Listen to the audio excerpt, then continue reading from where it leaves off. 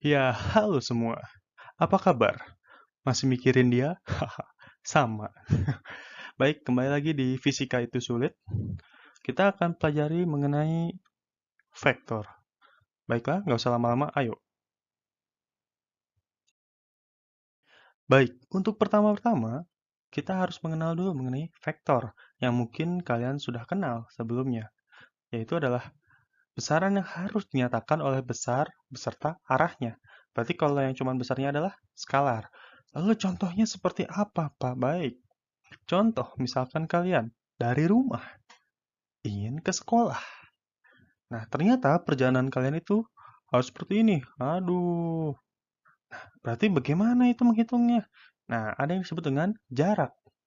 Jarak adalah panjang lintasan yang ditempuh dalam selang waktu tertentu. Berarti lintasannya ini kita hitung 100 tambah 200 tambah 400 tambah 200 tambah 100. Hasilnya akan menjadi 1000 meter. Itu adalah panjang lintasan atau jarak. Dan jarak adalah bukan besaran vektor atau besaran skalar. Lalu yang disebut dengan besaran vektor yang mana, Pak? Ini. Hah? Segini dong 600 meter? Ya kan ini hanya perpindahan. Nah, misalkan dari rumah ke sekolah itu perpindahannya 16 meter. Dan jika kita masukkan arah mata angin, ternyata itu membentuk sudut 60 derajat ke arah utara. Lalu kita bisa tulis bahwa perpindahan, perubahan posisi suatu benda dalam selang waktu tertentu. Jadi, posisi awal kalian di mana? Di rumah. Posisi akhir kalian di mana? Di sekolah. Nah, perubahan posisi itulah disebut dengan perpindahan. Jadi, dia atau perpindahan itu tidak tergantung dari panjangnya lintasan. Lalu bagaimana Pak menulisnya? Nah, lihat posisi akhirnya ternyata 600 meter dari posisi awal. Nah, bagaimana menyebutkan atau menyatakan perpindahan? Yaitu seperti ini. Perpindahannya sama dengan 600 meter, 60 derajat ke timur dari utara. Nah, paham sampai sini? Ke timur dari utara. Jadi misalkan arahnya utara nih. Kita arahnya pengen ke timur, tapi nggak ke timur banget, tapi 60 derajat ke arah timur. Itu. Baik, selanjutnya kita akan membahas mengenai notasi vektor. Misalkan Bapak punya vektor segini ya, anak panah seperti ini. Pangkalnya itu A, ujungnya itu B. Nah, misalkan vektor ini selain AB ini kita nyatakan dengan C. Pak, itu menulisnya gimana kok ada kayak gitunya? Itu apaan? Oke, nanti kita bahas satu-satu. Pertama ini. Vektor terdiri dari pangkal dan ujung. Pangkalnya adalah A, ujung adalah B. Panjang anak panah nih, panjangnya ini menunjukkan besar vektor. Jadi semakin panjang akan semakin besar. Besar dan panjang. Lalu arah anak panah itu mengisyaratkan arah vektor. Jadi kalau ke sini misalkan sesuai dengan arah mata angin ke timur atau enggak ke kanan, boleh. Selanjutnya, yaitu adalah menulis notasi vektor atau menulis vektor lah.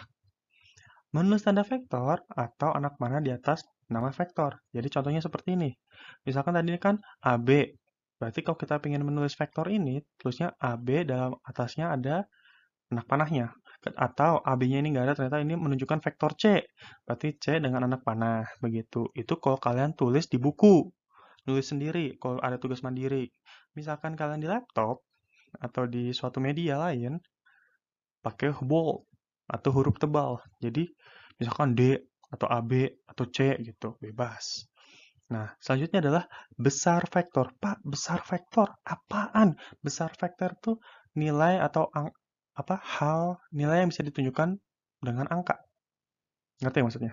Besar vektor adalah nilai yang bisa ditunjukkan dengan angka. Misalkan 3,5, 40, 70. Nah, itu disebut dengan besar vektor.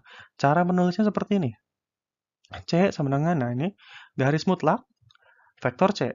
Jadi bisa dibaca adalah vektor C memiliki besar atau besar vektornya C sama dengan garis mutlak C sama dengan 2,7 misalkan ya, pas panjang segini itu 2,7 misalkan.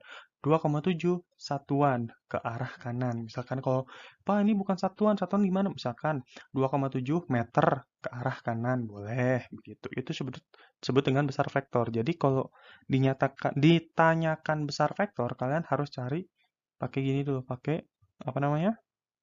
Garis mutlak begitu. Selanjutnya, Penguraian vektor. Sudah kelihatan ya, ini ada Y, ada X, karena kita akan masuk ke bidang kartesian atau dua dimensi. Misalkan Bapak punya vektor R ke arah sana. Loh, berarti kok ke arah sini kita bisa uraikan terhadap sumbu X menjadi Rx dan sumbu Y menjadi Ry. Lalu bagaimana akan menuliskannya? Atau bagaimana notasinya, Pak? Bingung. Nih, vektor satuan dalam arah X dilambangkan dengan I bold atau I pakai topi. Vektor satuan dalam arah Y dilambangkan dengan J topi atau J bold. Pak, makin tengarti. Ya, maksudnya gini, untuk vektor-vektor yang ada di sumbu X, akhirnya dikasih I. Untuk vektor-vektor di sumbu Y, akhirannya maksudnya dikasih angka J. Gimana Pak contohnya? Begini. Nih, vektor R dinyatakan nih, vektor R ini berarti dinyatakan dalam vektor satuan. Berarti kan kita sudah uraikan ya terhadap sumbu X dan sumbu Y. Maka vektor R sama dengan Rx nih, Rx kasih I tambah Ry kasih J. Begitu. Lalu bagaimana dengan besarnya? Besarnya I sama J-nya nggak bisa dimasukin. Kayak tadi pakai garis mutlak. Garis mutlak vektor R sama dengan, nah ini kan ada karena ada dua vektor, berarti kita pakai akar Rx kuadrat tambah Ry kuadrat. Pertanyaannya adalah besar Rx sama Ry-nya berapa? Nih, kita kembali lagi ke bidang kartesian. Misalkan, ternyata membentuk sudut theta atau alpha atau beta, terserah lah, terhadap sumbu X.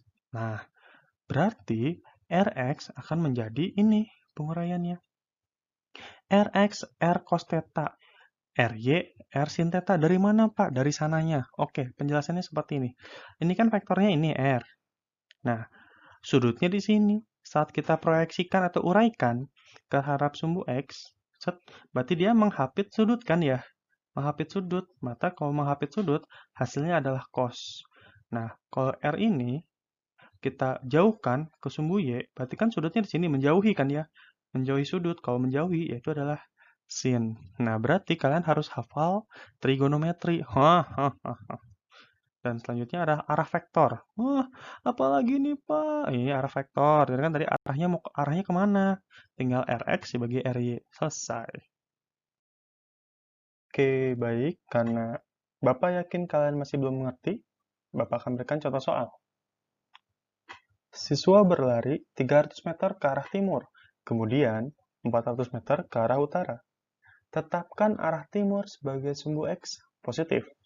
Nyatakan vektor perpindahan dalam vektor satuan. B. Tentukan besar dan arah vektor perpindahan. Gimana Pak? Oke, kita gambarkan dulu keadaannya bagaimana. Pertama adalah 300 meter ke arah timur. 400 meter ke arah utara. Lihat, timur sebagai sumbu X ya, berarti ini sudah sebagai sumbu X, sumbu Y. Maka perpindahannya adalah ini. Nah, ini adalah keadaan dari soal tersebut. Lalu yang A, vektor perpindahan S bagaimana menyatakannya? Tadi kan lihat, ini kan sumbu X, sumbu Y. Kalau sumbu X kita kasih I, kalau sumbu Y kita kasih J. Maka hasilnya vektor perpindahan S sama dengan 300I tambah 400J. A, selesai. Yang B, besar vektor perpindahan. Nah, caranya bagaimana Pak? Gampang. Kita kasih garis mutlak dulu. S sama dengan akar. Nah, akar, ambil 300-nya. Kuadratkan. I-nya kemana Pak? Biarin aja. I itu hanya untuk menunjukkan vektor satuan. Kalau kita mencari besar, nggak usah diambil. Ambil 400-nya, kuadratkan. Hasilnya, bisa kalian lihat sendiri ya, 900 tambah 1500, hasilnya ada 2500. Akar dari 2500 adalah 500 meter. Itu baru besar. Arahnya bagaimana Pak? Arahnya ini. Apa namanya? Yang sumbu Y bagi sumbu X. Dengan 4/3. Nah, ini gimana cara nyarinya Pak? Nyarinya menggunakan kalkulator. Nggak apa-apa, memang seperti itu. Tapi kalau di suatu ujian atau soal PG, biasanya dikasih tahu sih gitu.